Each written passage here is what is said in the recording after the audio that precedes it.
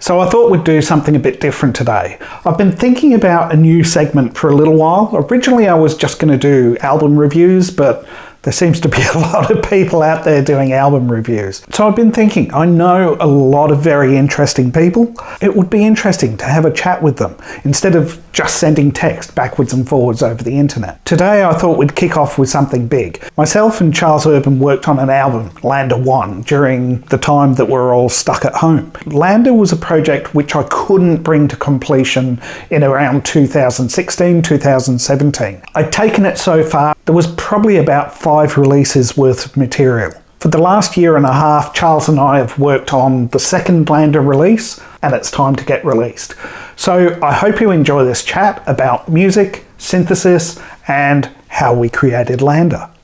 Finally get to talk. This is awesome. I know. I mean, how many years? Probably 5, 6 years? Yeah. When did we do our first album? COVID, the first year of COVID. So that was 4 years ago. Yeah, 2020. Yeah. And then we had been working that for about a year. So it's been about 5 years. So have you been working on much music recently? Because obviously you had the big release of the box set, and you know that was obviously a bit of a, would you call it a traumatic experience getting that finished?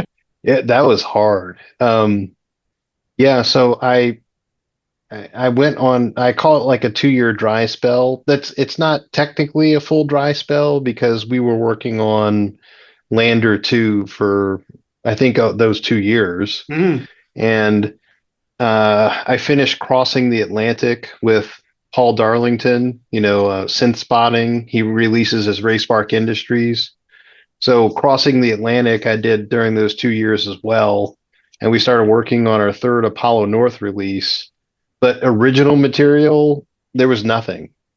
And then I just finished a remix for Christian, Canopy of Stars. Yep. He released Waves Remix today.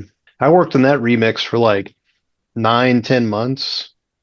And it was the hardest thing. I just couldn't create anything new as urban meditation.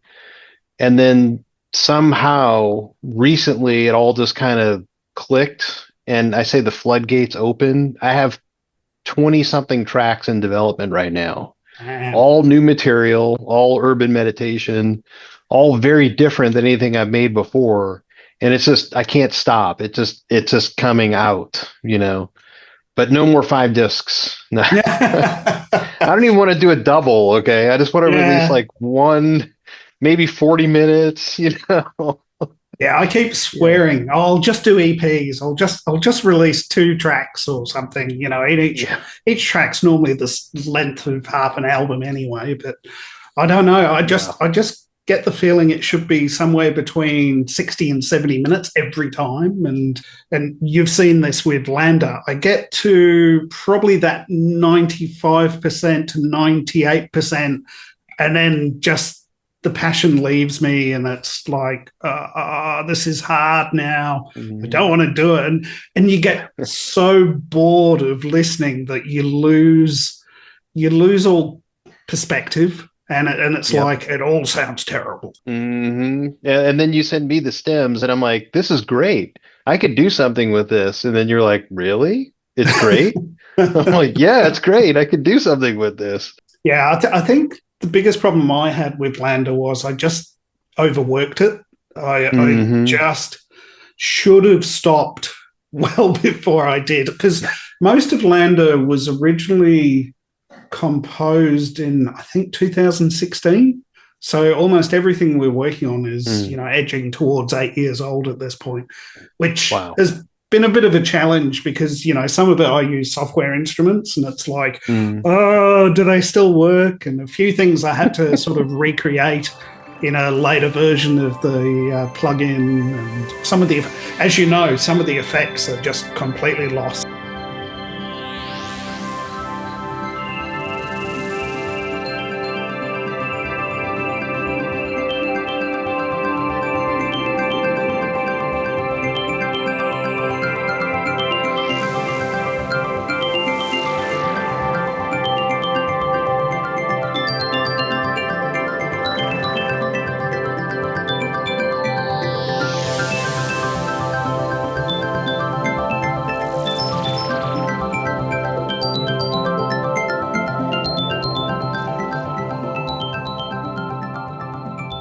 You work almost entirely out of the computer, if I Yeah, 100%. I understand. have no, I mean, well, next to me, you can't really see it very well. I have a keyboard controller, but it doesn't generate any sounds. And I recently got a Behringer X Touch mixer controller. Oh, That thing has helped a lot because mixing in software is terrible. yeah, And yeah. yeah, but this, I can touch the knobs. I can like not look at the screen and just listen and adjust things so much better. But yeah, everything's in my computer. I have no hardware at all. I wish I had hardware. I just can't afford it. So, Yeah, and it's not getting cheaper. I've noticed like everybody seems to be doing exceptionally expensive synths these days. oh yeah.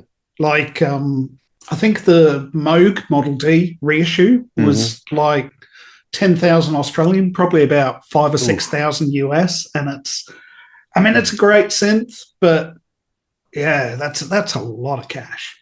So back in college, somebody sold me a Juno 106 for like 200 bucks or something. And I had it for many, many years. And then one day I had a Kurzweil K2000 and a Juno 106. I have no idea why. I had no other hardware. And I was like, I'm not writing music. I'm not a musician. I'm just going to get rid of all of it. And I sold it. And now I think about what if I wanted to get a Juno? Look online, forget it. Yeah, Forget it. yeah, Yeah. absolutely. And yeah, I mean, I had the 106 as well in the early 2000s, and that was just as all the voice chips were starting to go bad, and there were no Mm, replacements at the time. And I was on the phone to Roland probably 3 or 4 times during that period. I owned that, trying to buy the chips, and then one day right. they ran out of chips, and I was like, no, time to get rid of the 106. You have a nice setup there. You have hardware interfaces, you have a rack of synths, you have the room to put it in. Yeah. I don't, I would have to get all of that, what you have there. I have no interfaces, nothing. If you're working fine out of the box, there's no reason to have the stuff. For me, same as yourself, I work in technology, and Hmm. I find using technology at the end of the day, well, modern technology is just frustrating. And, if I could get rid of logic and not even use logic anymore and not even have a computer in here, or, well, anything Hmm. modern from a computer point of view, I think I'd be probably a lot more happy, and I'd finish a lot more tracks because, the old days, you laid it down, you played it live. There was no cut, paste, cut, paste, cut, paste. And I Hmm. think, in my opinion, and I'm going to call it laziness. It's probably not. I mean, you're still being creative, but let's call it laziness. Um, that copy and paste, to me, it always feels like I'm not playing music anymore. I'm just starting to create a collage. And I suppose in some ways, my music tends to be a bit collagey anyway. Yeah, I'm about to say all the stems you gave me for both well, they're not two Lander projects. For anybody listening to this, there was like what, 10 or 15 Lander projects that you Mm, had started and not finished. So the two projects released are a distillation of all those ideas you sent. So yes, I would say your music is very collagey because then something would be go on for about 3 or 4 minutes, and I would say, I want to extend this feeling just a little bit longer, but it wasn't there in the stems. So yeah. there's only so much like editing I can do to like piece things together to make it go a little bit. But it's like, which one was it? Lander 10? My track Lander 10, the one that no matter how much you work on it, it just falls apart. One of the defaults in Logic is this smart snapping, right? And it's supposed Mm, to apply a smart sort of looping and everything, but it just does really bizarre things. Like it's always a few beats out, like, just, and as you loop it, it sounds in time because it's right for the track, but everything else ends up sort of hmm. on the grid, and this thing's off the grid. As you found, it's off the Oh grid, and yeah. it's just literally flowing in its own world. And as you see quite often, I don't really care about the grid and tempo and things. And, I'm just playing tracks live. They're just stems. And it leaves a nice challenge for yourself to pull that together. Well, but it's funny too, because when you gave me the original stems that became Lander 1, that's the first time. Well, no, not the first time. Sorry. You came after Paul. So Paul was stuck and he had a project in mind that he hadn't been able to finish. And he just dumped all these stems on me. And I took it and I added maybe about 30-40% to it. And that became the first Apollo North album. But right after that, or during that process, you did the same thing. You're like, I got this project I'm stuck on. And I'm like, I'm having fun working on Paul's stems, send them over. And it was awesome. I had never done anything like that before. And it was so refreshing to take someone else's material and make something with it rather than I'm creating. And what I create, I always think it's not good enough. I need to make it more complex. I need to add something. I need to whatever. And when I had your stems, they sounded brilliant to me. So I didn't have that judgment in there. And I was able to just form it into something. It was great. When you are working on someone else's material, you instantly hear what works and what doesn't. You can hear, that's way too high in the mix. When you're working on it yourself, that perspective just is so hard to have. And I always feel, and this is quite funny because, it takes me forever to release anything, but I always feel like I've got to get it out tomorrow. It's got to be released tomorrow. I've got to finish it now. It's got to be released tomorrow. And I know for a good mix, you really need to bed it down for a while, not interfere with it, just let it sort of sit there, come back, do the mix later, do the master later. But there's still that feeling of panic about, I've got to get it out. And I think for me, at least, that's where I start to become quite exhausted with the process, because it's just that level of intense work. And then, like I say, you just, or at least I do, I sort of fall in a heap and it's like, I'm so sick of working on this now. Oh, yeah. Yes. I'm down with you 100%. I think it's because my favorite track is always the latest one I've created, and I'm like, I want people to hear because I'm excited about it and I want other people to be excited about it. So I want to get it out there. I think that's the rush. And then you get to a point where you're just like, I need to release it because I'm tired of messing with it. Yeah. When they say that nothing's ever finished, you just abandon, right? Yeah. Now, I have another problem. I don't know if you have this problem, and I'm trying to get over this one. Every track I start, I need to finish and release. So when I got to the end of Headspace, one of the reasons why it's 5 albums or 5 CDs is because everything I created for that got released. Nothing went in the bin. You call the bin, I call the trash can. Nothing went in the trash can. And so by the time I got done with that, I had nothing left. Like I was empty, like creatively empty, but also my hard drive was empty of ideas. I had 0 in the tank. It's funny you say that. Obviously I not only drive myself insane doing music, but I obviously do the videos for the YouTube channel and things like that. And I was saying to my friend Chris that one of my most favorite things when I'm doing video is where I get to delete the source files, where I get to just go, right, just get rid of them. The final product is final and I'll live with it. And yeah, it would. I've been tempted a few times to grab my hard drive, which I think it's up to about a terabyte now of just stems and albums I've worked on and stuff like that. And it's all audio. There's no video on there. And I get so tempted sometimes just to blow the lot away, just to go, right, start fresh, just completely. But something just, there's always those uncompleted projects that I am like, maybe I need to go back and finish that. And then I go back after a few years to some of them and I I think they're great. And then others that I thought were great, I go back and I'm like, oh god, that's quite horrendous.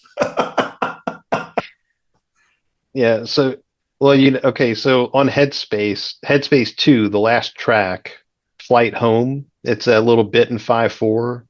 That track almost ruined the whole project because I really should have thrown it away. And it's still, on one hand, I really like it. On the other hand, I hate it. And never quite reached the heights I wanted it to reach, but I had to release it. I couldn't not release it. And it was the hardest one to finish. I just the mixing it, everything. It was terrible. But I should have deleted the thing and moved on, but I couldn't do it. Yeah, So I now, remember. yeah, go ahead. I remember when I did some of the early masters on it for you, and Yeah. yeah, you just couldn't let that track go, and I was like, Mm. it's fine. It's probably one of my more favorite tracks on that disc, and yeah, you just kept, no, I'm changing it, no, still working on it, no, changing it again. Well, actually, that I eventually had Black Particle. His name's Al. I can't remember his last name, but he goes by Black Particle. I eventually had him mix the whole album, not just master it. All 5 discs he mixed because of that track. Like I couldn't get past that track. And then you wrote back, you're like, it's a nice journey. And I knew what you meant. Like you listened to the whole track and you flew through it. Like Yeah, you flowed, not flew as in fly, but you flowed through it, meaning it didn't it didn't feel jarring, which is, I go no. for that feeling in my music. And so I knew it was good because you're telling me it's good, but I'm like, it's not good.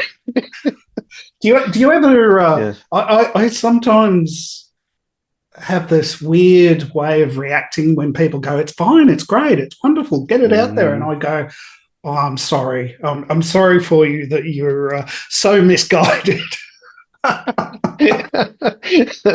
That's interesting. Not misguided. My first thought is, really?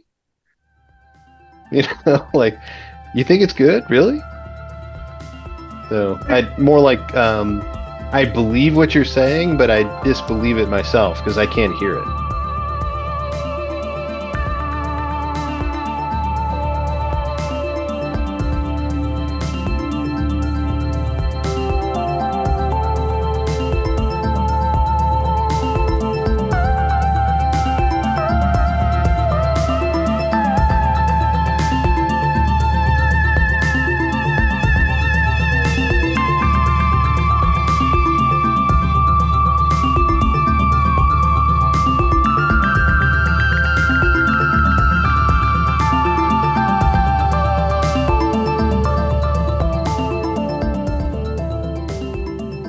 One of the strange things that happens to me, and I don't know if you get this, but at some points my music just turns into sounds, and I don't hear it musically anymore. I just hear the Mm. sounds, and then the sounds start irritating me. I'm like, oh no, that's horrible, and and that's once again what happened with Lander, that it just got overworked. I couldn't hear the tracks anymore. And as I think you said to me, I just started to pack it too densely, and Oh it yeah. just, yeah, it just had too many ideas. So the one I was thinking about, that one in particular, Lander VX, which became track 2 on the new album. There were three separate tracks in there. Mm, Like, you had so many stems that I split it into 3 distinct pieces of music. And I was just like, all the ideas were there, you just couldn't mm. quite sort it out, right? Was that the Uh, one I lost and couldn't find? no, the one you couldn't find was the one that you called something Eastern. That was the Oh, one track we scrapped. And you yeah, see, you rubbed against that idea, like we can't scrap anything, we can't delete.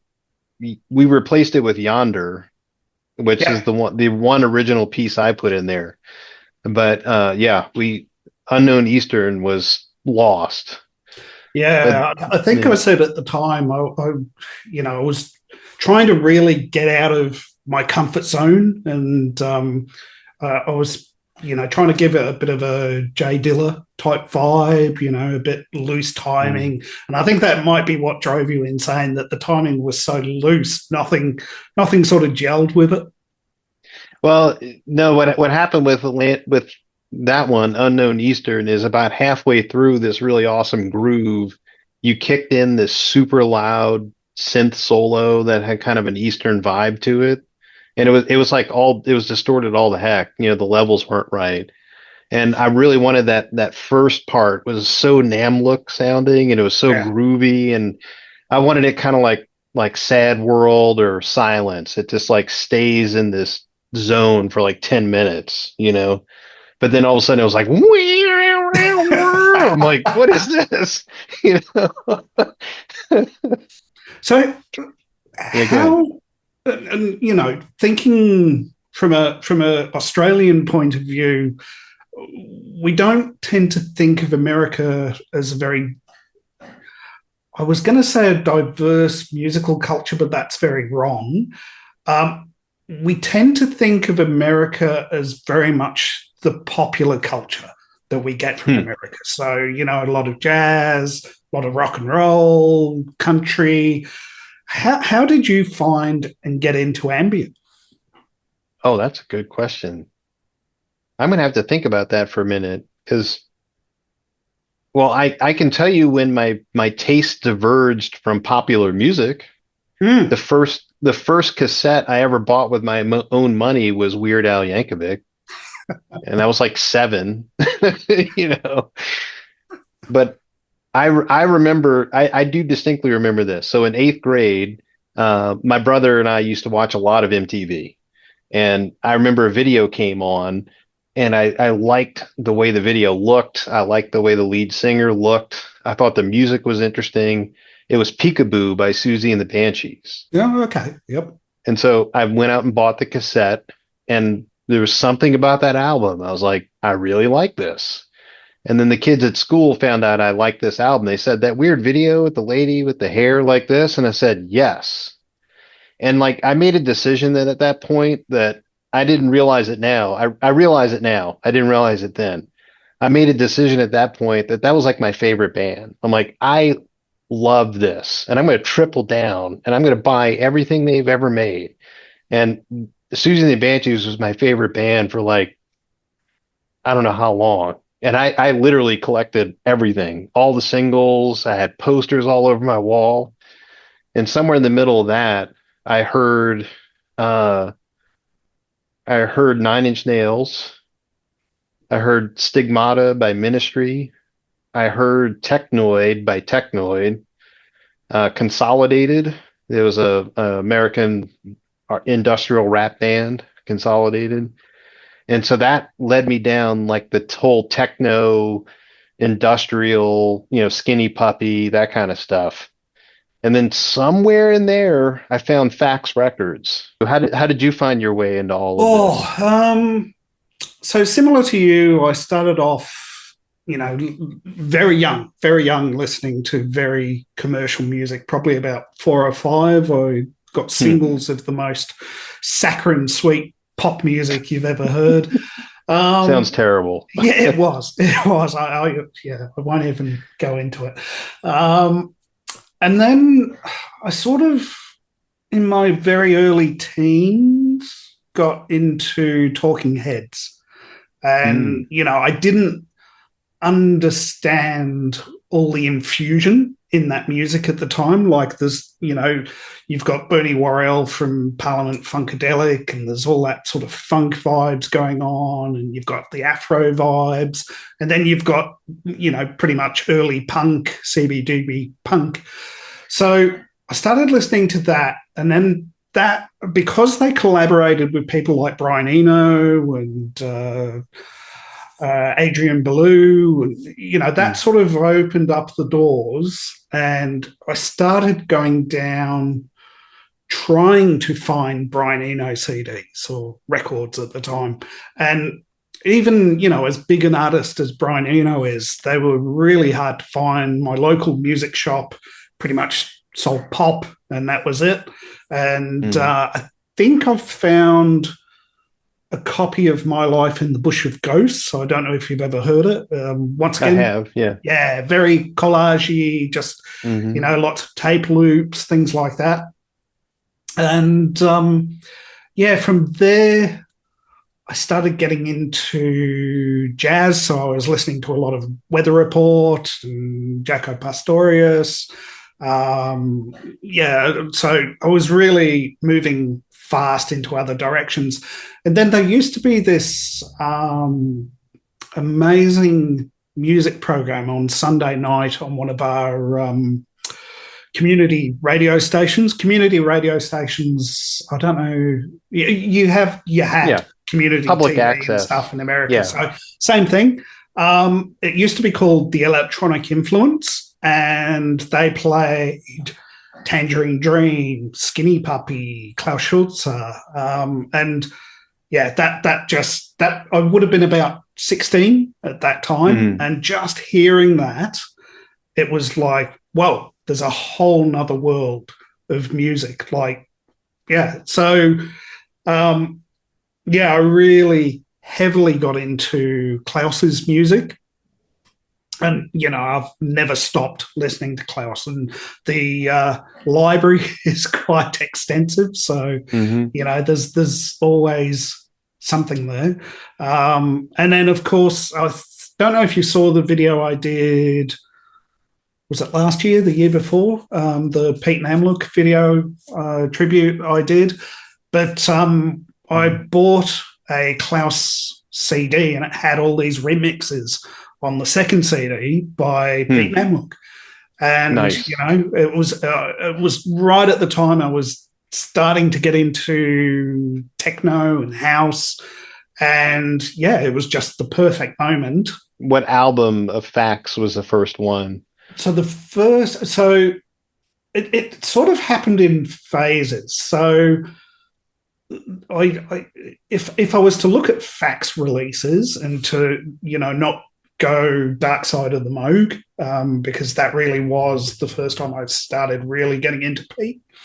But the first fax record would have been From Within with Richie Horton. Yeah. That's a great And one. yeah, and it was like, wow, this is it. It was exactly the music I'd been searching for, probably for 20, 30 years. I'm like, I want music exactly like that, and nobody makes it. And then I found it, and I was, oh my God, this is the music I wanted.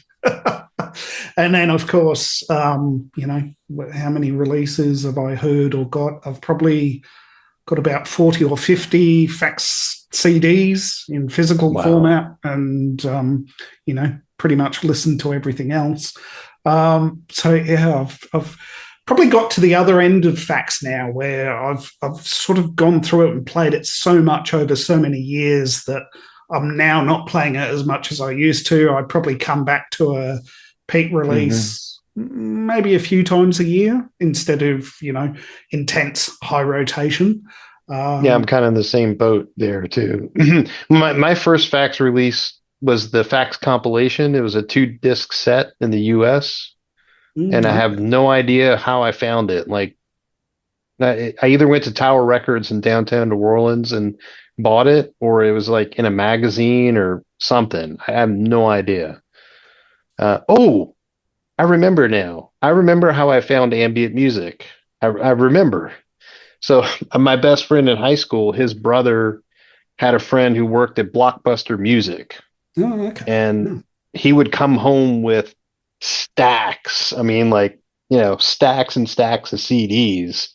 Because I guess they pilfered the stock in Blockbuster. I don't know, but and then my friend would take some of those and bring them over. And one of the records he brought over was Orb's Adventures Beyond the Ultra World, Oh, okay. and that was the single disc US version. And I was like, "What the heck is this?" And that was my introduction to ambient, I guess, because I had never heard anything anywhere close to that. But yeah, somehow I came across that fax compilation double disc, and I was like, Sad World, what's that? They had a track from Zenith with Tetsu Une, and I can't remember that guy's name, Carlos Favach something, can't pronounce it. Then there was Silence was on there. There's several key things, and I went and I searched out those albums. So I wound up with the Sad World double disc set at some point. I wound up with Zenith and a couple of other things. If when I press stop and I've got a recording at the end of it, let me have because cloud technology. Well, you can hit stop on the recording now and see what happens. All right, let's. You don't have to leave the meeting.